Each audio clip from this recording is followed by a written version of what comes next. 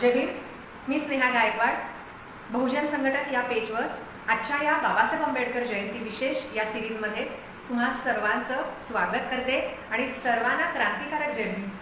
बाबासाहेब आंबेडकर जयंतीच्या मनपूर्वक सर्वांना शुभेच्छा. आजच्या या सिरीजचं वैशिष्ट्य आणि वेगळेपण आहे की बाबासाहेब आंबेडकरांच्या कालखंडापर्यंत असणारी स्त्री आत्ता आपण अभ्यासतो, पण आपण आधीच्या कालखंडापासून आत्ताच्यापर्यंतचा आधुनिकतेचा प्रवास समजून घेत असताना अनेक टप्प्यावर स्त्रीला समजून घेणं गरजेचं आहे. तरच आपल्याला बाबासाहेब आंबेडकरांनी आपल्यासाठी केलेलं कार्य हे आणखीन चांगल्या पद्धतीनं समजेल असं मला वाटतं. म्हणून आजच्या या विषयाची मी निवड केलेली आहे. पेरावीत कवितेनं शब्दांच्या मातीत बोधिवृक्षाची बीजे. पेरावीत कवितेनं शब्दांच्या मातीत बोधिवृक्षाची बीजे, प्रज्ञाशील करुणेची गाढ सावली, शमून जावी विषमतेची काहली. अशा पद्धतीनं विषमता नष्ट केली आणि स्त्री म्हणून सगळ्यात आधी सन्मान केला तो म्हणजे डॉक्टर बाबासाहेब आंबेडकरांनी. मात्र डॉक्टर बाबासाहेब आंबेडकरांनी उपेक्षित स्त्रियांना स्वाभिमान, सन्मान आणि स्वातंत्र्य बहाल केलं. पण सबलीकरण, सक्षमीकरण भर दिला म्हणून डॉक्टर बाबासाहेब आंबेडकर, आंबेडकर पूर्व कालखंड, आंबेडकर काळ आणि आंबेडकरोत्तर अशा टप्प्यात जर समजून आपण घेतले तर प्राचीन ते आधुनिक या काळातील स्त्रियांची स्थिती आपल्याला अधिक चांगल्या पद्धतीने समजेल असं मला वाटतं. म्हणून मूळ विषयावरच आपण येऊया. पूर्वी हिंदू समाजाला लागू होणारा हिंदू कायद्याचा पाया हा वेद, श्रुती आणि स्मृती या हिंदू धर्मशास्त्रांनी सांगितलेल्या नियम व हिंदूंच्या आचार विचारातून निर्माण झालेली रूढी व परंपरा यांचा आहे.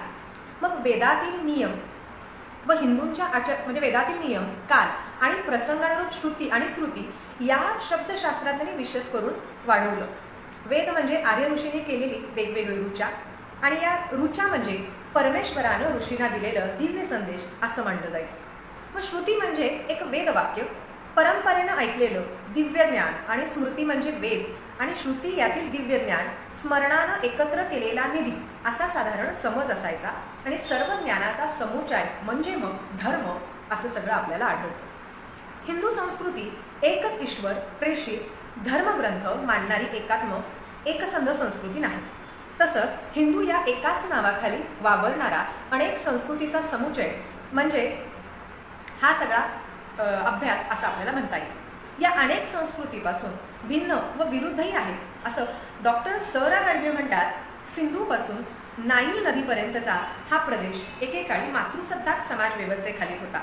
मार्शल संशोधनाचा सिद्धांत हा सर्वमान्य झाला आणि बेफेक फ्रॉन बिफ्रो यांच्यासारख्या संशोधकांनी असंख्य पुरावे देऊन असा सिद्धांत प्रस्थापित केला की भटक्या पशुपालन अवस्थेतील लोकांची समाज रचना पुरुषप्रधान असते, तर प्राथमिक कृषीजीवी समाजाची रचना मातृसत्ताक स्त्रीप्रधान असते.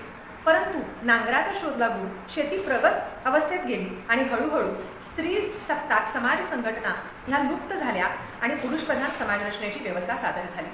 सदर सगळ्या या सिद्धांताद्वारे मातृसत्ताक स्त्रीप्रधान समाज व्यवस्था याचा जर आपण अभ्यास करत गेलो तर पितृसत्ताक होत असल्याचा पुरावा आपल्याला मिळतो. म्हणून पूर्व काळात पितृसत्ताक कुटुंब पद्धती अस्तित्वात होती, स्वतः डॉक्टर बाबासाहेब आंबेडकरांनी म्हटलेलं आहे. आता प्राचीन भारतातील महिलांची स्थिती ही सुद्धा आपल्याला समजून घ्यायचं असेल तर काही वेगवेगळे उदाहरणं आपल्यासाठी खूप महत्त्वाची आहेत. पुरुषप्रधान वैदिक कार्यांचा बालविवाह, बहुपत्नीत्व, विधवांना दिली जाणारी अमानुष वागणूक आणि सतीची चाल या गोष्टी पाहिल्या पाहिजे. स्त्रियांच्या तुलनेत पुरुष हा समाज मनावर बिंबवण्याचा वैदिक कार्य परंपरेत वाढलेल्या विचारवंतांनी या चाली रूढ केल्या. स्त्रीचं अवमूल्यांकन करण्याचा इतका कठोर प्रयत्न हा केला होता की भारतामध्ये मातृसत्तेची हळूहळू पिछाड होत गेली. वेगवेगळ्या प्रदेशांमध्ये शास्त्रकारांनी स्त्रियांबाबत भूमिका वेगवेगळ्या घेतलेल्या आहेत. इतर देशातून मुलींचं वय अधिकाधिक खाली आणण्याचा प्रयत्न अनेक ठिकाणी केलेला आहे. आणि हे सगळं करत असताना भारतामध्ये मातृसत्तेची पिछाड झाली. इतर देशांमध्ये मुलींचं वय अधिक खाली आणण्याचा प्रयत्न केलेला असताना केरळमध्ये बालविवाहाची प्रथा रुजली नाही. पराशर स्मृतीचे टीकाकार माधवाचार्य म्हणतात, केरळमध्ये हे स्वीकारार्ह असलं तरी इतर प्रांतातून मात्र मुलींच्या बाबत असं घडणं पाप मानलं जातं. म्हणजे वेगवेगळ्या प्रदेशात मूल्य भिन्न होती आणि ही सगळी मूल्य जरी भिन्न असली तरी सुद्धा काय घडत होतं ते बघा. म्हणजे प्राचीन काळी स्त्रियांना जे लैंगिक स्वातंत्र्य होतं ते अद्याप उत्तर पूर्व नावाच्या प्रदेशातील स्त्रियांना उपलब्ध होतं असं पांडूनं संभाषणात कुंतीला सांगितलं. काश्मीर आणि बंगालमध्ये इतरांच्या मानानं सतीचं प्रमाण हे जास्त होतं. मामाच्या मुलीशी लग्न करण्याची प्रथा ही आत्ताही बऱ्याच ठिकाणी आहे. सर्वांना क्रांतिकारक जय भीम. आणि मामाच्या मुलीशी लग्न करणं हे प्रत्येक ठिकाणी स्वीकारार्ह पूर्वीच्या कालखंडातही नव्हतं. तसं उत्तर भारतातील लोकांना ही प्रथा मान्य नव्हती. देशांतर्गत याचा अर्थ आपल्याला मूल्यभेद आढळतात, हे इथं लक्षात येतं. धर्म हा ईश्वराच्या आज्ञेवर उभारलेला असल्यानं तो प्रत्येकानं पाळला तर मोक्षप्राप्ती होते आणि नाही पाळला तर नरकप्राप्ती होते, अशी लोकांची धारणा होती. आता परंपरेनं ही श्रद्धा झाली आणि लोकांमध्ये हे सगळे समज निर्माण झाले. आता पुरोहित वर्गाकडे अनियंत्रित सत्ता आणि सामर्थ्य आलं हे सगळ्यांनाच माहिती आहे आणि परिणामी हिंदू समाजातील निरनिराळ्या जाती आणि मग स्त्री पुरुष यांच्यामध्ये खूप विषमतेची दरी निर्माण व्हायला सुरुवात झाली. आता 11वं शतक हे जर आपण अभ्यासलं तर याच्यामध्ये विज्ञानेश्वर यांनी जे नियम केले ते मिताक्षर या नावानं प्रसिद्ध आहेत. 15वं शतक जे जिमूत वाहन यांनी जे नियम केले ते दायभाग म्हणून प्रसिद्ध आहेत आणि या दोन पद्धती भारतातील वेगवेगळ्या प्रांतामध्ये वापरल्या जात होत्या. मिताक्षर पद्धत प्रथमतः सगळ्यात आधी गुजरातमध्ये सुरू झाली आणि नंतर ती बंगाल सोडून इतर आपल्या सगळीकडे प्रचलित झाली. दायभाग फक्त बंगालमध्ये प्रचलित झाली होती. मिताक्षर मात्र पद्धत एकत्र कुटुंब व्यवस्था आणि वारसा हक्काबद्दलचे कायदे सांगते. यामध्ये वारसा हक्क पुत्र, वंशज आणि सपिंड यांना मिळत असेल असं सांगितलंय. वडील जिवंत असतानाही हा हक्क मुलांना मिळू शकतो, पण स्त्रियांना हे हक्क नव्हते. दायभाग पद्धतीमध्ये मुलांना वारसा हक्क फक्त वडिलांच्या मृत्यूनंतर मिळू शकतो. स्त्रियांना पोडगीचा हक्क आहे आणि ही पोडगी लागू नये म्हणून एक मार्ग धर्ममार्तंडाने सुचवला, ते म्हणजे स्त्रीनं सती जाणं. बंगालमध्ये सतीची चाल खूप पद्धतीनं चालली.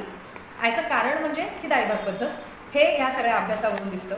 आर्यांच्या आगमनापूर्वी मातृसत्ताक पद्धती होती आणि त्यानंतर कालखंड इसवी पूर्व 2500 ते 1000 वैदिक संहिता, ब्राह्मण ग्रंथ, उपनिषद आणि त्याच्या पुढील कालखंड जर पाहिला तर इसवी पूर्व 800 ते 300 निरुक्त सूत्र असतील, गृह्यसूत्र असतील, धर्मसूत्र असतील आणि पाणिनीची अष्टाध्यायी ग्रंथाचा जर आपण अभ्यास केला तर हे सगळं पाहत असताना इसवी पूर्व 300 ते इसवी 300 या काळात कौटिल्याचं अर्थशास्त्र आलं, मनुस्मृती, याज्ञवल्क्यस्मृती, नारदस्मृती इत्यादी ग्रंथ आले. आणि हे सगळे ग्रंथ यांनी काय सांगितलं हे बऱ्यापैकी आपल्याला माहीत आहे, तरी सुद्धा त्यातले महत्त्वाचे काही टप्पे मी आज सांगणार आहे. इसवी 300 ते 900 या काळात इतर स्मृती आणि पुराणं तयार झाली. इसवी 900 ते 1800 या काळात स्मृतीवर टीका आणि धर्मनिबंध या ग्रंथाची निर्मिती झाली. या सर्व काळाचा आढावा घेतला तर वैदिक काळाच्या तुलनात्मक स्त्रियांची स्थिती बरी होती, पण आधीच्या वैदिक समाज पुरुषप्रधान संस्कृतीचाच पुरस्कर्ता होता हे आपल्याला विसरून चालणार नाही. डॉक्टर बाबासाहेब आंबेडकरांच्या मते मनुपूर्व काळात स्त्रियांचा दर्जा हा उत्तम होता.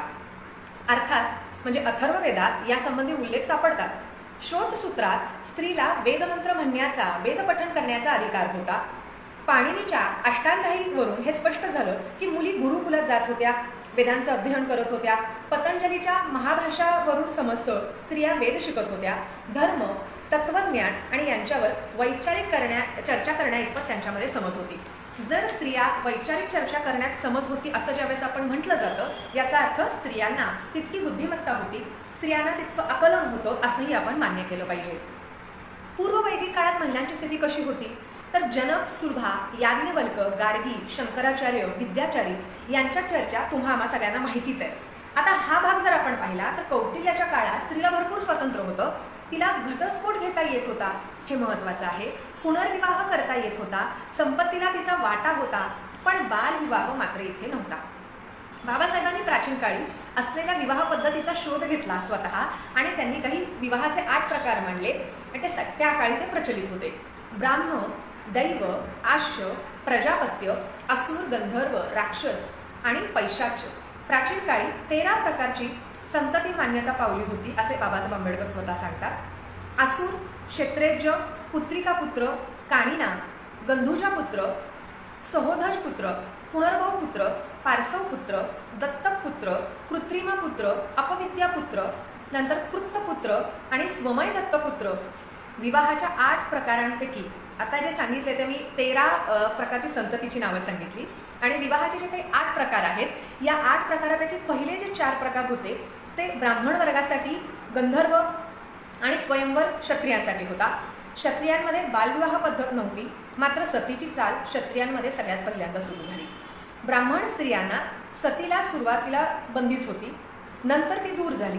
याचा अर्थ वर्ण जसा आहे त्याच्यानुसार स्त्रीविषयक दृष्टिकोन सगळ्या समाजामध्ये वेगवेगळा होता हे आपल्याला लक्षात येतं। नारद स्मृतीमध्ये एका सिद्धांतामध्ये स्मृतीमध्ये स्त्रीपुंस प्रकरणात म्हटलं, पती नाहीसा होणं, नपुंसक मरणं, संन्यास घेणं, पतित झाला तर स्त्रीनं दुसरा पती करता येतो। यातून स्त्रियांचा या नारद स्मृतीमध्ये पुनर्विवाहाचा अधिकार होता हे लक्षात येतं किंवा आपल्याला ते आढळतं तरी। चातुर्वर्ण व्यवस्थेचे 4 टप्पे होते, पण वर्ण केवळ 4 टप्प्यांमध्ये किंवा 4 वर्णापुरते मन्वंतर पद्धतीनं हे सर्व चालतं हा ढोबळपणा होता असं मला वाटतं। गुरुकुल पद्धत सुरू झाली आणि आचार्यांच्या 12 वर्षानंतर उपनयन विधी करून वर्ण ठरवला जात होता आणि वर्ण मग तो आयुष्यभरासाठी लागला आणि नकळत त्याच्यातनं जाती व्यवस्था उदयाला आली हे आपण सर्वजण जाणतो। अनुवंशिकता ही सगळ्यात महत्त्वाची इथं मांडली गेली की उपनयनाचा अधिकार पित्याला दिला गेला आणि पित्याचा वर्ण हाच मुलाचा स्वाभाविकपणे सगळ्यांनी मान्य केला गेला। मग अनुवंशिकतेनं संक्रमण होत गेलो आणि नकळत जाती व्यवस्था वर्ण व्यवस्थेतनं एका पिढीकडून दुसऱ्या पिढीकडे ही सुद्धा जात गेली। वर्ण व्यवस्था जन्माधिष्ठित ठरली आणि जातीयतेला तडा जाऊ नये म्हणून मग ब्राह्मण वर्गाने वर्णाशी विवाह म्हणजे इतर वर्ण एका वर्णाने दुसऱ्या वर्णाशी असा विवाह करू नये आणि तो केला तर तो वर्ज्य असं मान्य केलं। जातीत विवाहाची सक्ती झाली पण गंभीर समस्या त्याच्यातनं अनेक यायला लागल्या, कारण नवरा मरण पावल्यानंतर विधवेचं काय करायचं हा खूप मोठा प्रश्न इथं आला। मग जाती व्यवस्था धोक्यात आली। विधवा स्त्रीसमोर 2 पर्याय होते, एक तर स्वतःला संपायचं, दुसरं पुन्हा लग्न करू नये अशी सक्ती तिच्यावर असल्यामुळं समस्या सुटली नाही तर ती सोडायची असेल तर ती सुटली या व्यवस्थेमध्ये ती सती प्रथेनं। म्हणजे विदुर पुरुषाला मरणोगती पाठवून जातीचं संतुलन राखावं असं आमच्या पुरुषांनी मेलं तर चालेल असं इथल्या व्यवस्थेला नाही वाटलं, पण स्त्रीनं मरावं हे मात्र वाटलं। म्हणजे जिवंत असताना स्त्री मेली तरी चालते, पण पुरुषाची बायको मेली तर मग त्याची सुद्धा संख्या राहते आणि ती बॅलन्स कशी करायची हा मात्र प्रश्न इथं अनुत्तरित राहिला। पण त्यापेक्षा व्यवस्थेनं कायम स्त्रीलाच कमी लेखलं हे सुद्धा इथं दिसतं। आणि मग त्याच्यानंतर बालिकांशी विवाह केला गेला, सतीप्रथा, बालविवाह, मग सतीचं वैधव्य यातून मोठा एक वेगळा अमानुष प्रकार समाजामध्ये वाढला। स्त्री वर्गावर आणि भारतातील स्त्री वर्गाची जी अन्याय अत्याचाराची दुर्दैवाची कहाणी सुरू झाली ती इथून। मेघातिथीच्या स्पष्टीकरणावरून नारदानं पुनर्विवाहाला संमती देताना स्त्रियांनी दुसरा पती करावा, पण पतीसाठी पती हा शब्द म्हणजे नवरा असा वापरला नाही तर नवरा असा अर्थ येता अभिप्रेत त्याला पण नव्हता। त्यानं काय वापरलं, पालक। पालक या शब्दाचा अर्थ काय आहे की स्त्रीनं लाचार होऊन वासनेला बळी जाऊन रखेल म्हणून राहावं, पण पुनर्विवाह करून स्वाभिमानानं जगू नये असा अर्थ मेघातिथीनं घेतला। ऋग्वेदाच्या काळातल्या समाज स्त्रियांच्यासाठी उदार होता, पण ऋग्वेदातील आणि अथर्ववेदातीलही काही उदार ऋषींनी आपल्याला मुलगी हवी अशी इच्छा एकदाही व्यक्त केलेली नाही। हा मुद्दा फार महत्त्वाचा आहे, कारण उलट मुलगाच हवा या आशेनं तीव्र इच्छा त्यांची अनेक ठिकाणी दिसते। शिवाय एकमेकांना आशीर्वाद देताना पाया पडल्यानंतर नमस्कार केल्यानंतर ही जी पूर्वीची प्राचीन काळातली प्रथा होती त्यामध्ये अष्टपुत्र सौभाग्यवती भव असंच बऱ्याच जणांना म्हटलेलं आहे। या म्हणजे 8 ते 10 मुलं झाली आशीर्वादामध्ये तरी चालते, पण एक मुलगी व्हावी असं वाटू नये किती मोठी शोकांतिका आहे स्त्रीवर्गासाठी। त्यात अथर्ववेदात उपाय म्हणून बघा, स्वतःच्या घरात पुत्र निर्माण व्हावे आणि इतरांच्या घरात कन्या निर्माण व्हाव्या। म्हणजे एखाद्याला मुलगी झाली आणि कोणी विचारलं काय झालं तर काहीच झालं नाही कारण मुलगी झालेली आहे। म्हणजे मुलगी झाली म्हणून काय झालं सांगायचंच नाही, काहीच झालं नाही म्हटलं तर समजून जायचं की मुलगी झाली। याचा दुसरा अर्थ असा निघतो मुलीचं आयुष्य शून्य आहे किंवा स्त्रीचा जन्म झाला तर तिचं अस्तित्व शून्य मानलं गेलं। ही प्रचंड एक स्त्रीवादी विचारसरणी मांडत असताना मनाला सल किंवा एक खटकणारी गोष्ट या ठिकाणी जास्त वाटते मला। आता सुभाषितकार म्हणतात मुलगी जन्माला आली याचा अर्थ काळजी, कारण ती कोणाला द्यावी, दिल्यानंतर तिथं ती सुखी राहील का। मग त्या मुलीचा बाप म्हणजे एक कष्ट झेलणं, कटकट असं सगळं असायचं। मग त्यानं उपनयन जर त्या मुलीचं नाकारलं तर स्त्रियांचा शिक्षणाचा अधिकार सुद्धा बंद झाला, स्त्रियांचा दर्जा शूद्रांप्रमाणे हीन मांडला आणि हीच त्याची सगळीकडं फलश्रुती पुढे आपल्याला इतिहासात पाहायला मिळते। तात्पर्य काय या सगळ्यांनं की स्त्रियांना शेकडो वर्षाकरता या सगळ्या प्रथा आणि सगळ्या विचारातनं अज्ञानाच्या अंधकारामध्ये हेतू पुरस्कर ढकललं गेलं। आता ऋग्वेदातील सूक्तांची रचना या ऋषींमध्ये 20 स्त्रिया होत्या, त्यांना ऋषिका असं म्हटलं गेलं। आणि स्त्रियांचा सहभाग आहे हे समजलं तर डॉक्टर अळतेकर म्हणतात, लोकमुद्रा विश्ववारा सिकता निवावारी घोषा या ऋषिका निसंशयीपणे मानवी होत्या. याचा अर्थ बाकीच्या ऋषिकांविषयी सांगता येत नाही असा प्रश्न इथं उपस्थित ते करतात. राहुल सांकृतायन यांनी तर घोषा आणि विश्ववारा यांना ऐतिहासिक मानता येईल असं म्हटलंय. पण याच काळात मंत्र उच्चारणास व शिक्षणासाठी स्त्रियांना घातलेली बंदी ही सुद्धा याच काळात स्त्रियांनी रचलेली लोकप्रिय लोकगीतांना संहितांना स्थान देण्याचं औदार्य दाखवलं. याचे जे काही श्रेय आहे ते संहिताकारांना द्यावं, कारण एकीकडे शिक्षणाला बंदी आणि एकीकडे काही संहितांमध्ये स्त्रियांची रचना, हा विरोधाभास सुद्धा आहे. तर डॉक्टर आह साळुंखे म्हणतात, ऋग्वेदातील सुमारे 1000 सूक्तांपैकी 2 सूक्ते स्त्रियांची होती. एवढ्यावरून त्या काळातील स्त्री स्वतंत्र असण्याची गोडवे आपल्याला गाता येणार नाही, हे डॉक्टर आह साळुंखेचं मत. याच्याशी मी स्वतः सहमत आहे. महाभारतामध्ये विवाहाविषयी अनेक मतं मांडली आणि पांडू आणि कुंती यांच्या संवादामध्ये पांडूनं सांगितलं, पूर्वी स्त्रियांवर बंधनं होती, त्या स्वेच्छेनं आचार व विहार करू शकत होत्या, स्वतंत्र होत्या. त्यांनी कुमार वयापासूनच पतीचं उल्लंघन केलं तरी तो अधर्म होत नव्हता, कारण पूर्वी तोच धर्म होता. पशु पक्षी आजही याच धर्माचं पालन करतात. महर्षी याच धर्माची पूजा करतात.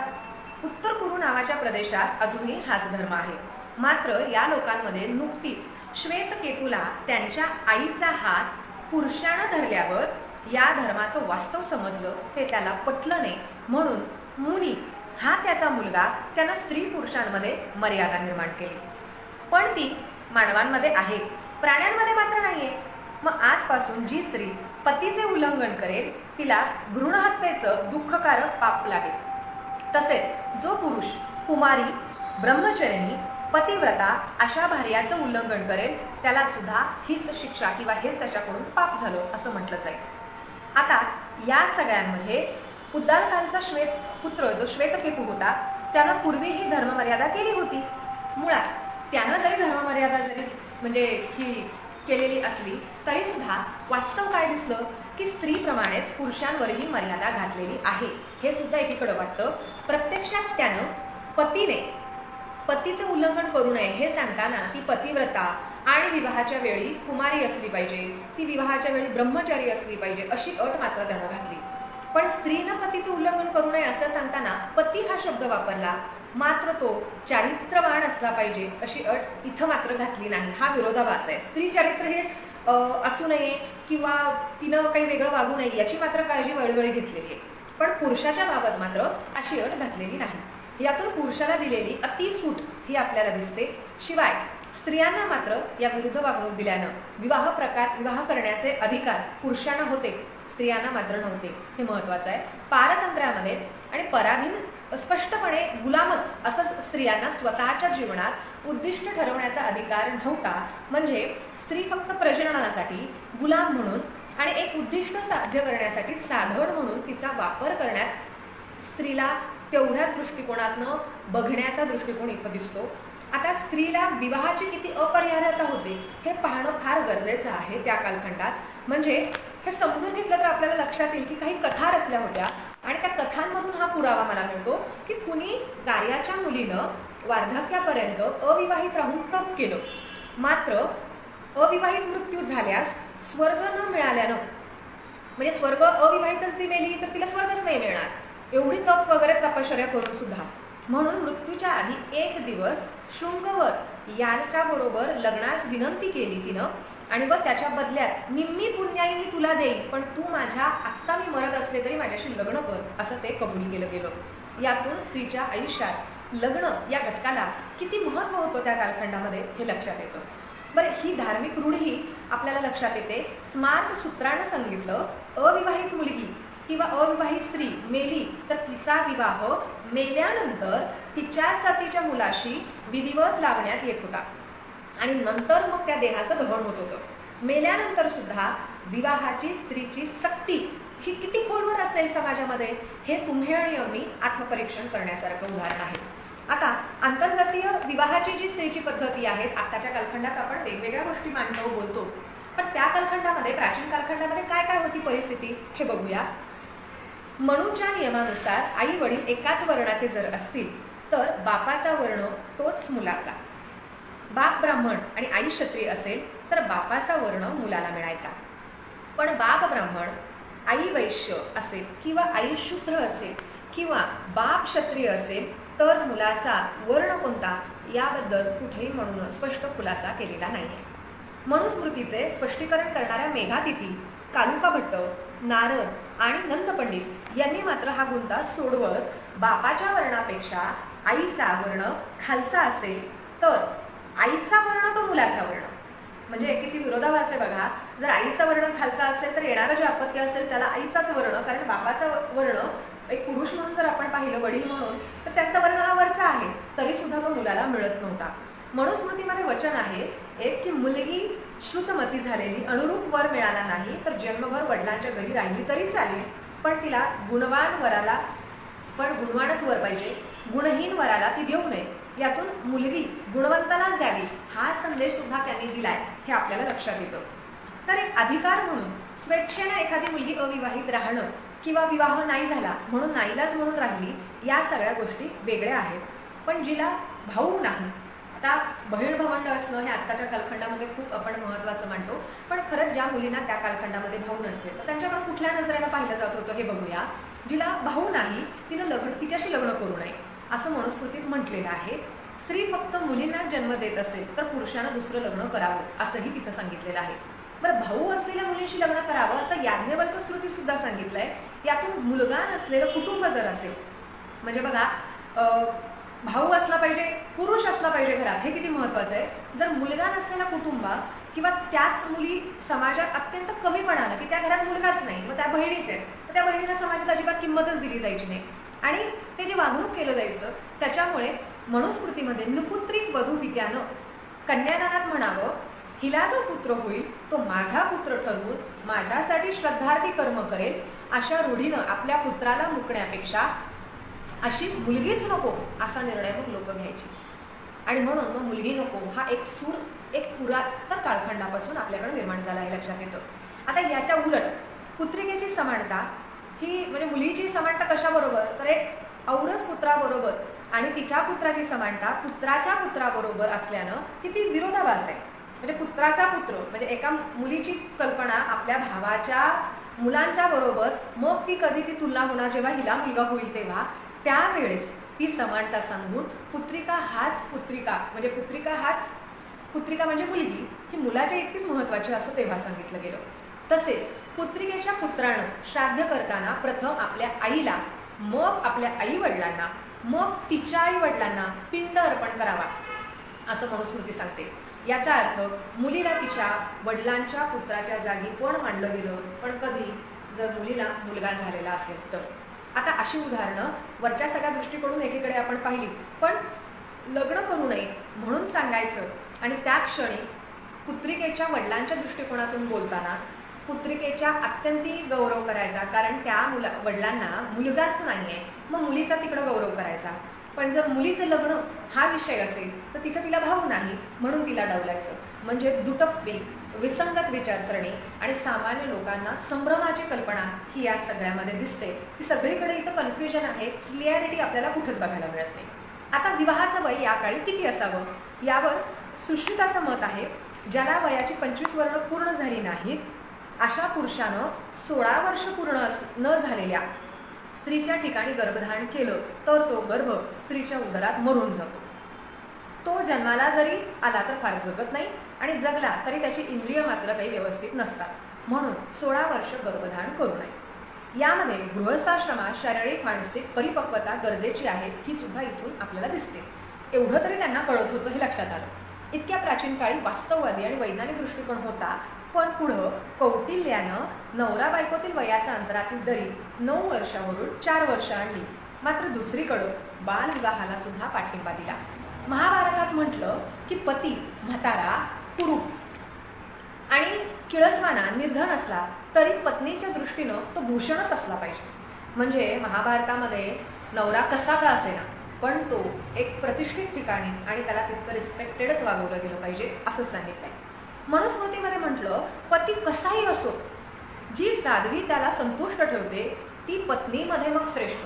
म्हणजे मग पती कसाही असला तर त्याची तक्रार करायची इथे संधी स्त्रीला कुठेही दिलेली नाहीये. पती चारित्र्यहीन असला तरी सुद्धा पत्नीनं त्याची सेवाच करावी असंच इथं सांगितलेलं आहे.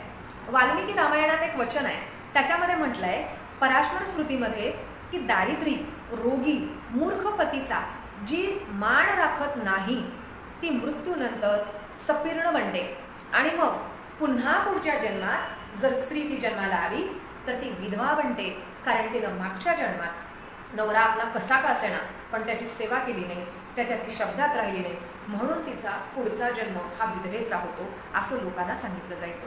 म्हणजे पती कसाही असो, स्त्रीनं त्याची चिकित्सा करायची नाही आणि पुनर्जन्माच्या एका कर्मानुसार मिळालेल्या पतीला की मग मागच्या जन्मात माझं काहीतरी चुकलं म्हणून मला असा नवरा आता या जन्मात मिळाला म्हणून तो स्वीकारायचा असं इथं नकळत सांगितलंय. आणि जो मिळाला तोच मला श्रेष्ठ आहे कारण माझी कर्म असा सिद्धांत इथं मांडलेला आहे. बरं, आपल्याशी त्यानं चांगलं वागावं अशी इच्छा मनात आली तरी तो तिचा हक्क नाही. हे म्हणजे स्त्रीला माणूस आहे हे इथं कुठेही त्याची चिन्हच मला इथं दिसत नाही. ही भूमिका किती सनातनी आहे अंगावर येते की वाचताना सुद्धा. म्हणजे मी तुम्हाला काही मुद्दे सांगतेय आणि ते चुकू नये म्हणून मी रेफरन्स घेऊन विचारपूर्वक बोलतेय. स्त्रीचं दैनंदिन आचरण समजून घेताना काही उदाहरणं मला महत्वाची आहेत की त्या कालखंडामध्ये स्त्री कशा जगत होत्या, आताच्या कालखंडात आपण कसं जगतो, हा जरा फरक जर आपल्याला लक्षात आला तर आतापर्यंतचा प्रवास आपल्याला आशादायी वाटेल. म्हणजे द्रौपदीला पणाला लावताना युधिष्ठिरानं तिचं वर्णन केलं, त्यामध्ये गुणांचा अंतर्भाव आपल्याला लक्षात आला, पण कष्टाच्या बाबतीत तिनं दासीसारखं राहावं यावरून तिची घरकामाची जबाबदारी ही मला इथं दिसते. तिनं नवऱ्याच्या आधी जेवण करू नये असा नियम त्या कालखंडात होता. तसं केल्यास जर ती जेवली तर हकलून द्यावं असं नारद स्मृती सांगते. नवऱ्याच्या आधी जेवण करावं हा म्हणजे भूक लागणं ही स्त्रीला किती माणुसकीच आहे आणि नॅचरल, पण नवऱ्याच्या आधी जेवलं तर तिला हकलून द्यावं इतकं स्पष्ट इथं नारद स्मृती सांगते. रामाजवळ सीता वनात जाण्याचा आग्रह करताना तुमचं जेवण झाले की मी भोजन करीन असं म्हणते. पतीच्या आधी औषध पिण्यास मात्र परवानगी होती, फक्त ती औषध घेऊ शकत होती, जेवू शकत मात्र नव्हती. तिनं बेताचं खावं असंही सांगितलेलं आहे. स्त्रीनं मोठ्यानं बोलू नये, स्त्रीनं वाद घालू नये अशा अपेक्षा त्या कालखंडामध्ये स्त्रियांकडून होत्या. ऋग्वेदात म्हटलं तू खाली पहा वर पाहू नकोस, पाय एकमेकांच्या जवळ ठेव, तुझे घोटे दिसू देऊ नकोस, कारण तू स्त्री ब्रह्मा आहेस. यातून स्त्रियाबद्दलचा दृष्टिकोन जाचक होता. स्त्रियांना किती नियम लावले गेले, स्त्रियांना कधी कमी पाहिलं गेलं हे आपल्याला लक्षात येतं. मनुस्मृतीमध्ये स्त्रीधनाविषयी म्हटलं, आता जे हक्काचे स्त्रीधन आहे त्याच्यातूनही पतीच्या परवानगीशिवाय स्त्रीनं खर्च करू नये. याचा अर्थ हितधनाच्या बाबतीत तिला कितपत अधिकार असेल हे आपल्याला कल्पना येते. स्वतःचं स्त्रीधन सुद्धा नवऱ्याला न विचारता तिनं काही करायचं नाही, तर इतर काही अधिकार असतील याची शक्यता फार कमी आहे. एगल्स म्हणतात मातृहक्कांची उचलबांगडी हा स्त्री जातीचा ऐतिहासिक पराभव आहे. पुरुषानं कुटुंबावर आलेलं अधिपत्य स्थापन केलं आणि स्त्रियांचं स्थान एवढ्या अधोगतीला नेलं की कामवासना भागवणारी एक स्त्री, अशी एक बाहुलीसारखी स्त्रीला पाहिलं गेलं, प्रजोत्पादन करणारी एक बटीक म्हणून बघितलं गेलं. आणि कुटुंब हे हिंदू समाजाचं युनिट आहे हे बाबासाहेब आंबेडकरांनी मान्य न करता तो एक वर्ग आहे असं मानलं गेलं. म्हणजे कुटुंब व्यवस्थेचं चित्र या कालखंडातनं मी आतापर्यंत जे स्त्रियांवर लादलेले नियम आहेत यातनं कुटुंब कशी चालत असतील आणि त्याच्यामध्ये स्त्री ही नक्की असून सुद्धा नसलेली हे आपल्याला चित्र लक्षात येतं. स्त्रीला साक्ष देण्याचा सुद्धा अधिकार नव्हता. पुरुषाची साक्ष चालेल, पण स्त्रिया संख्येनं जास्त असल्या तरी त्या शुद्ध चारित्र्याच्या असल्या तरी साक्ष चालणार नाही, कारण त्यांची बुद्धी ही अस्थिर असते असं मनुस्मृतीत म्हटलंय. दुसरं कोणी साक्षीदार जर मिळालाच नाही आणि जर स्त्रीची साक्ष चालेल असं कोणी म्हटलं म्हणजे तिथे पर्यायच नाही जिथे स्त्रीची साक्ष नाईलाज म्हणून चालते, जिथं एकही पुरुष नाही अशाच वेळेस स्त्रीची साक्ष नाईलाज म्हणून. आता कौटिल्यानंही स्त्रीला साक्षीदार मांडलं नाही. स्त्रियांच्या व्यवहारात स्त्रियांची साक्ष द्यावी म्हणजे व्यवहारात स्त्रियांनी साक्ष द्यावी असा नियम मनुस्मृतीत दिसतो. मात्र मेघादितीने स्पष्ट केलं जिथं वादी प्रतिवादी पुरुष असतात तिथं नाही चालणार, पण स्त्रियांच्या सोबत पुरुषांचा आणि स्त्रियांचा आपापसातील एखादा छोटा व्यवहार असेल तिथं स्त्रियांची साक्षीदारच स्त्रिया होऊ शकतात. स्त्रियांच्या व्यवहारात पुरुषांचीही साक्ष चालत, तसेच काही स्त्रिया मात्र ब्राह्मण वदिनीप्रमाणे सत्यवदनी व स्थिर बुद्धीच्या असतात. यातून सगळ्यांची मतं ही भिन्न आहेत. आणि कोणीही एकमत आपल्याला इथं करताना दिसत नाही. आता स्त्रीला एखादा गुन्हा केला तर गुन्हेगाराला शिक्षा कशा वेगवेगळ्या आहेत, तशा स्त्रियांनाही शिक्षा वेगळ्या आहेत. याच्यामध्ये स्त्रीला गुन्ह्याची शिक्षा ही पुरुषाच्या निम्मी असायची. कौटिल्याच्या अर्थशास्त्रात अशा गोष्टी आहेत की कातत्यानं म्हटलं, ज्या गुन्ह्याबद्दल पुरुषाला वधाची शिक्षा द्यायची त्याच गुन्ह्याबद्दल स्त्रीला अवयव तोडायची शिक्षा द्या. गुन्हेगार स्त्री ही अवैध आहे अशी काही शास्त्रकारांची भूमिका होती. ब्राह्मण गुन्हेगार असला तरी अवैध मानला जायचा, पण अदुष्ट स्त्री हत्या करणाऱ्या ब्राह्मणाला पण मारावं असं कातत्यानं सांगितलं. कुलीन स्त्रीचं हरण करणाऱ्या मृत्यूदंड द्यावा असं मनुस्मृतीनं सांगितलं. विविध पापांचं प्रायश्चित्त करायचं असं धर्मशास्त्रांनी सांगितलं. आणि न्यायाची पद्धत अशी वेगवेगळ्या पद्धतीनं वेगवेगळ्या ठिकाणी वेगवेगळ्या समाजातल्या व्यक्तीला वेगवेगळ्या वर्णव्यवस्थेला वेगवेगळी होती. जसं वर्णव्यवस्थेचा भेद दिसतो तसा लैंगिक भेद सुद्धा या न्यायव्यवस्थेमध्ये दिसतो. वशिष्ठानं म्हटलं, बलात्कारानं भोगल्या गेलेल्या व चोराच्या हाती सापडलेल्या दूषित स्त्रीचा त्याग करू नये. ऋतुकालात ती स्त्री शुद्ध असते जर तिच्यावर बलात्कार झाला तर. आत्रीनं म्हटलं, पापी लोकांना एकदा भोगलेली स्त्री प्रज्ञावर्त्य नावाच्या पाशिपत्यानं व रजोदर्शनाचं शुद्ध होते. मात्स्य पुराणानं म्हटलं, परस्त्रीला दूषित करणाऱ्याचा वध केला जावा.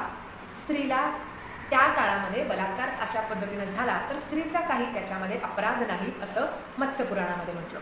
बृहस्मृतीनं म्हटलं आहे की स्त्री अत्यंत दूषित झाली तरी त्याग करू नये. देवालानं म्हटलं, बलात्कारानंतर होणारं अपत्य प्रसूतीनंतर दुसऱ्यास द्यावं व रजोदर्शनानंतर स्त्री सोन्यासारखी शुद्ध होते. तसेच रजोदर्शनानंतर स्त्री पुन्हा कुमारी बनते ही धारणा लोकांची त्या कालखंडात होती. म्हणजे बलात्कार आता जसे समाजामध्ये पाहायला मिळतात तसं त्या कालखंडामध्ये सुद्धा आपल्याला होत असतील याची कल्पना येते.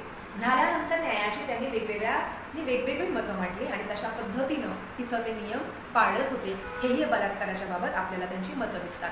स्त्रिया योनिसुचितेबद्दल भिन्न मताचा पुरावा मिळतो स्त्रीच्या, कारण पूर्वी लोकांचे विचार आणि योजलेले उपाय हे वेगवेगळे आहेत. म्हणजे योनिसुचिता ही सगळ्यांनी त्याच्याबद्दलचे असणारे समज हे वेगवेगळे आहेत. स्कंद पुराणात म्हटलं, अमंगल अशा सर्व गोष्टींपेक्षा विधवा ही अधिक अमंगल आहे असं म्हटलं गेलं. म्हणजे एकंदरीत सती प्रथेला तर इथं आधी आपल्याला प्राचीन कालखंडामध्ये फार सगळ्यांनी पाळलं हे दिसतं. त्याचबरोबर बरं ती सती जर नाही गेली आणि विधवा म्हणून जगली तर तिचं समाजात असणारं स्थान काय हे सुद्धा आपण समजून घेतलं पाहिजे. तर तिला कसं वागवलं जात होतं, स्वतःच्या मुलाच्या लग्नाच्या कार्यातही तिला सहभागी होता येत नव्हतं. आई सोडली तर सर्व विधवा या अमंगल म्हणून त्यांचा आशीर्वाद सुद्धा विधवा स्त्रीचा घ्यायचा नाही असं सांगितलं होतं.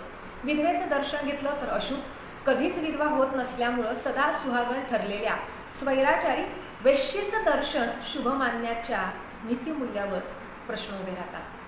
म्हणजे वेश्या जर एखादी स्त्री असेल तर तिला सुद्धा ती वेश्या आहे असं इथं बघितलं गेलेलं आहे आणि ती चांगली पण विधवा नाही चांगली असं म्हणत एका वेश्येचा आशीर्वाद घ्या नवदंपत्यानं, पण विधवेचा आशीर्वाद घ्यायचा नाही अशी जी प्रथा आहे ही दुटप्पी आणि विरोधाभासाची आपल्याला इथं पाहायला मिळते.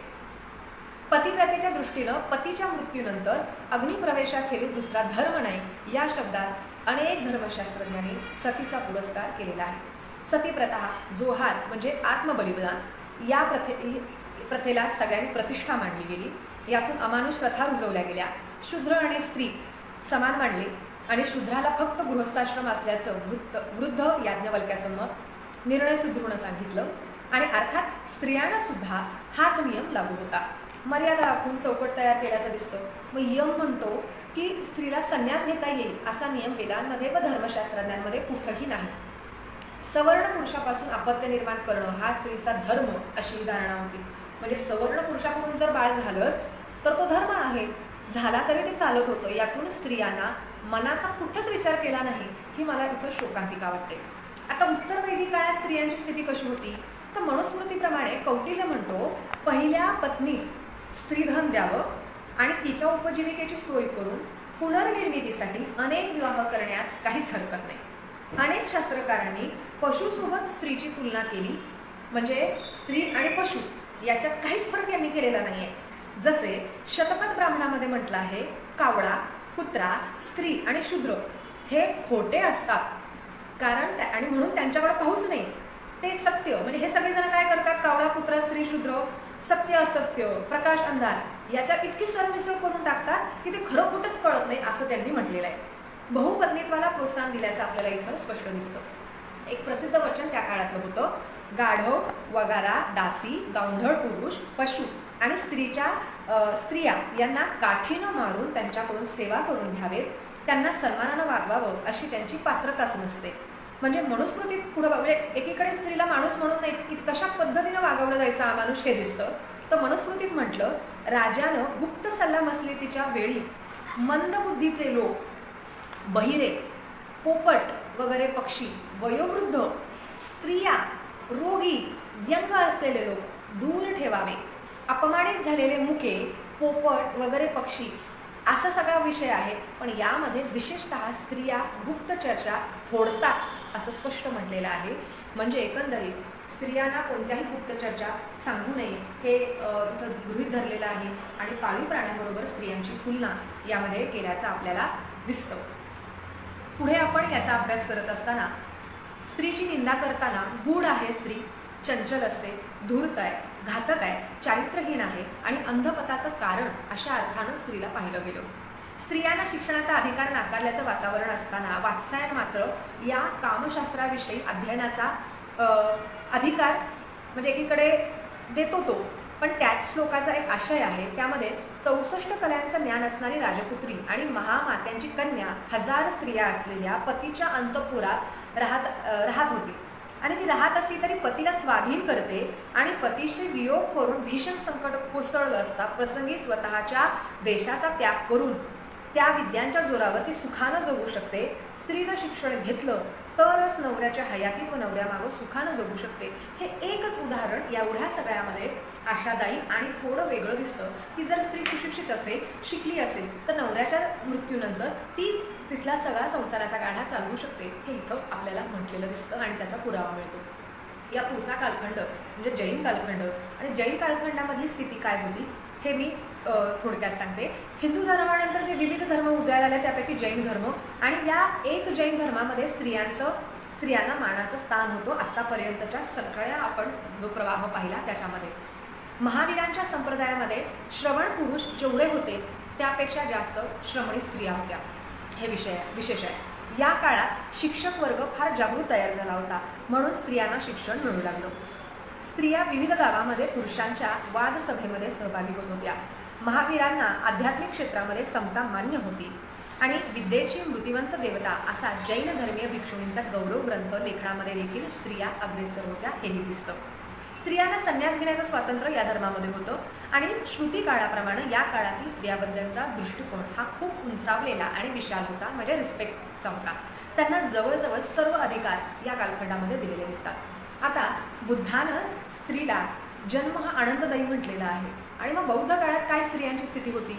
ज्या घराचा कौटुंबिक व्यवहार स्त्रीच्या हाती असतो ते घर कधीही तुटत नाही असा उपदेश केला गेला. 7 खजिन्यांपैकी एक खजिना असं बुद्धांनी स्त्रीचं वर्णन केलं. वैदिक काळ आणि बुद्ध काळामध्ये मुलीकडे पाहण्याच्या दृष्टिकोनामध्ये फरक होता. बुद्धपूर्व कालखंडात कुमारिकांना कुटुंबातील ओझं म्हणून समजलं जात. मुलींना संकट आणि जन्म त्यांचा पाप म्हणून वाटला जायचा. पण बुद्ध धर्माच्या म्हणजे बौद्ध धर्माच्या उत्कर्ष कालकाळात जर आपण अविवाहित स्त्रियांचं समाजातील स्थान आणि तत्पूर्वीचं कालखंडातील आजच्यापेक्षा जास्त सन्मानजनक होतं असं लक्षात येतं. मूल जन्मास आल्यानंतर त्यास पुत्र असं संबोधलं गेलेलं आहे, कारण आधीच्या कालखंडात आपल्याला लक्षात येईल की एखादं बाळ जन्माला आलं तर मुलगी जन्माला आली तर काहीच जन्माला आली नाही असं सांगितलंय. पण इथं मुलगा हो मुलगी हो बाळ आहे हे इथं स्वीकारलंय. म्हणजे येणारं बालक स्त्री आणि पुरुष या लिंगभेदाच्या पलीकडे ते लेकरू आहे हे इथं पाहिलेलं बौद्ध काळामध्ये आपल्याला दिसतं. पुत्र शब्द मुलगा मुलगी या दोन्ही अर्थानं इथं वापरलाय. शिवाय बौद्ध वाङ्मयामध्ये बालक असा या अर्थानं लहान मुलांना उद्देशून अनेक कथा आहेत. मात्र मुलगा मुलगी असा शब्द प्रयोगामध्ये भेद न करता बालक हा शब्द दोघांना उद्देशून वापरल्यानं इथं स्त्री पुरुष समानता असल्याचं आपल्याला दिसतं. नंद पंडितकृत दत्तमीमांसा या ग्रंथात पुत्र हा शब्द बालक या अर्थानं सविस्तर आपण लिहिलेला आहे याचा आपल्याला पुरावा मिळतो. वडिलांनी म्हणजे स्वर्ग प्राप्तीसाठी पुत्राची गरज आहे या ब्राह्मणी सिद्धांताला बौद्ध धर्माचा सगळा विश्वास नव्हता आणि म्हणून मुलींना दत्तक घेण्याची उदाहरणं आपल्याला बौद्ध काळामध्ये आढळतात. प्लेगच्या साथीमध्ये सामवती नावाची मुलगी अनाथ झाली. त्याचे काही पुरावे मी सांगते. म्हणजे प्लेगच्या साथीमध्ये सामवती नावाची मुलगी ही अनाथ झाली मित्रा नावाच्या उपासकानं तिला दत्तक घेतलं. धम्मगाथा 65 मधल्या टीकेत दुसरं एक उदाहरण आढळतं की एक राजा कृष्णा नावाच्या मुलीस दत्तक घेऊन ज्येष्ठ कन्या म्हणून तिचा स्वीकार करतो. म्हणजे मुलगी किती प्रतिष्ठेची बौद्ध काळामध्ये मांडली गेली आणि तिला दत्तक घेण्याचा सुद्धा विचार इथं किती उदात्त आहे. म्हणजे स्त्रियांकडे पाहण्याचा दृष्टिकोन या काळात बदलल्याचा दिसतो. मात्र स्त्रियांनी मुली दत्तक घेतल्याची उदाहरणं नाही. म्हणजे पुरुषानंच निर्णय घेऊन स्त्रीला दत्तक घेतले, पण कोणत्याही स्त्रीनं मला लेकरू हवं म्हणून ते दत्तक घेतलं याची उदाहरण मात्र इथं नाही आहे. बौद्ध धर्मात कोणतंही बंधन नव्हतं. वशिष्ठ धर्मसूत्रात असं म्हटलं आहे, कोणत्याही स्त्रीने पात्र पतीच्या परवानगीशिवाय मुलास दत्तक देऊ नये, घेऊ नये. तसेच विधवांना दत्तक घेण्याचा कोणताच अधिकार नव्हता.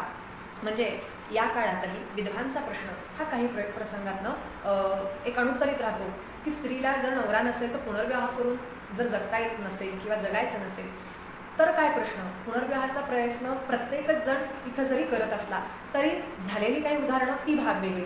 पण एखाद्या विधवा स्त्रीला जर बाळ दत्तक घेऊनच जगायचं असेल तर तसा इथं पर्याय इथं दिसत नाही. बुद्ध काळात भ्रूणहत्येचं उदाहरण आढळत नाही. हे खूप विशेष आहे की भ्रूणहत्या केली नाही याचा अर्थ स्त्रियेला आणि पुरुषांना दोघांना जर सन्मानजनक आणि आदराचं वागणूक असेल तर बाळ नाकारण्याचं किंवा बाळाची हत्या करण्याचा प्रश्नच येत नाही. म्हणून इथे बाळ हत्या म्हणजे भ्रूणहत्या ही थांबली आहे हे आपण मानायला हरकत नाही. या काळात सर्वत्र आर्थिक सुबत्ता असल्यानं भ्रूणहत्येचं पाप करण्याचं कुणी धजावलं नाही असं म्हणावं लागेल. महत्त्वाची गोष्ट, या काळात पूर्वीच्या चालत असलेल्या नरबळी जो होता यज्ञात देण्याच्या त्या प्रथा या कालखंडात संपुष्टात आल्या. भ्रूणहत्येचा विचार मागं पडला. आई वडिलांना दुर्लक्ष करणाऱ्या मुलांना कोणत्या आपत्तींना तोंड द्यावं लागेल हे मात्र भगवान बुद्धांनी अगदी चांगल्या पद्धतीनं समजावून सांगितलं. ते मी सांगणं आज जास्त महत्त्वाचं वाटलं. कारण अग्नी भारद्वाज या ब्राह्मणाला उपदेश करताना भगवान बुद्ध सांगतात की एखादा माणूस श्रीमंत असून आपल्या आई वडिलांचा त्याग करतो, म्हणजे तो बहिष्कृत समजावा जो आपल्या आई वडील भाऊ बहीण सासू यांना शब्दानं किंवा काठीनं मारतो आणि तोडतो, त्या व्यक्तीला बहिष्कृत समजावं. म्हणजे भगवान बुद्धांनी तरुणांसाठी दिलेला हा मोठा खूप संदेश आहे की आई वडील हे किती महत्त्वाचे आहे. जसा हा तरुणांना संदेश आहे तसा अनेक लाईव्ह बघताना अनेक तरुणींनाही आहे की जसं आपल्याला आपले आई वडील महत्त्वाचे आहेत तसेच आपल्याला सासू सासरे सुद्धा महत्त्वाचे आहेत आणि आपलं कुटुंब महत्त्वाचं आहे. त्याच्यामुळे कुणीही जर कोणाच्या वयोवृद्धांना दुखावलं नाही तर आपण आपलं कुटुंब एक बांधून ठेवू शकतो आणि एकत्रितरित्या जगू शकतो आणि तसं जगलं पाहिजे हा अट्टहास इथे केल्याचा आपल्याला दिसतो. भगवान बुद्धांना एका ब्राह्मणानं म्हटलं, उच्च कुळात जन्मलेली स्त्री ही सर्वश्रेष्ठ गृहिणी. यावर भगवान बुद्ध म्हणाले काय की उच्च कुळात जन्मली म्हणून ती श्रेष्ठ असं नाही. तर ते काय म्हणाले बघा, जी सर्वोत्कृष्ट संसार करते ती सर्वोत्तम गृहिणी असं जरी त्याचं मत असलं तर यामध्ये कर्तव्यांचं महत्त्व दिसतं. आणि म्हणाले ती की जरी ती सर्वोत्कृष्ट कोणतीही स्त्री असेल ती जर संसार करते तर तिचं कर्तव्य जास्त महत्त्वाचं आहे. आणि पाली धर्मग्रंथामध्ये एक पत्नीत्वाची चाल बौद्ध काळात सर्वसाधारण होती हे लक्षात येतं. म्हणजे बहुपत्नीत्वाला इथं स्थान दिलं नाही. बुद्धांच्या उपदेशानुसार स्त्रीला यजमानाची पत्नी म्हणून केवळ नाही, गृहिणी म्हणून नाही तर सन्मान एक माणूस म्हणून दिल्याचं आपल्याला लक्षात येतं. बौद्ध धर्मात स्त्रीला अडगळ मांडलेली नाही हे खूप महत्त्वाचं आहे. गृहिणींचं स्थान प्रतिष्ठेचं होतं. बौद्ध साहित्यात विधवांबद्दल फार कमी उल्लेख पाहायला मला मिळाला. अन्य स्त्रियांची जर आपण तुलनेच्या बाबत विधवा स्त्रियांची माहिती कमी मिळाली. सातवाहन काळात वर्णव्यवस्थेचं प्राधान्य होतं. मग विक्रमादित्य दुसरा असेल, कीर्तिवर्तन दुसरा असेल आणि चालुक्याच्या काळातला जाती व्यवस्थेचा उदय झाला होता हेही पाहायला मिळतं. राष्ट्रकूट काळाचा जर अभ्यास केला तर परिवर्तन सुरू होतं आणि एकत्र कुटुंब पद्धतीचा ऱ्हास झाला होता. वात्सायनानं आपल्या कामसूत्र या ग्रंथात वैश्या व्यवसाय हा व्यापार म्हटलं गेलेला आहे. याच ग्रंथामध्ये वैश्यांचं कुंभदासी, परिचारिका, स्वैरचरणी, कुलटा, नटी, शिल्पकारिका, प्रकाश वनिष्ठी, रूपाजीवन, गणिका असे 9 प्रकार स्त्रियांचे सांगितले. वेश्या व्यवसायाला या काळात समाज मान्यता होती पण राजमान्यता म्हणजे समाज मान्यता नव्हती पण राजमान्यता मात्र होती. राजघराण्यामध्ये हे चालायचं. चालुक्य, शिलाचार, यादव काळात बालविवाह, सतीप्रथा व घटस्फोट प्रचलित होते आणि जातीयता व अस्पृश्यतेची पाळंमुळं खोलवर रुजल्याचं आपल्याला लक्षात येतं. हा विषय प्राचीन कालखंडाचा आधुनिक कालखंडापर्यंत आपण येत असताना मध्ययुगापर्यंत मी आता मांडलेला आहे. मला वाटतं बाबासाहेब आंबेडकरांची जयंती आपण वेगवेगळ्या पद्धतीनं साजरा करतो, स्त्रियांचे वेगवेगळे विचार आत्ताचे सांगतो. पण आत्ता आपण जगत असताना ह्या सिरीजच्या माध्यमातून आपण वेगवेगळे विषय जर आपण समजून घेतले टप्प्यांवर, तर आज बाबासाहेब आंबेडकरांनी महिलांविषयक धोरण अवलंब करत असताना किती मोठं काम केलेलं आहे याची आपल्याला जाणीव होईल. म्हणून मी प्राचीन कालखंड मध्ययुगापर्यंत आत्ता आणून या विषयाची मी मांडणी केलेली आहे.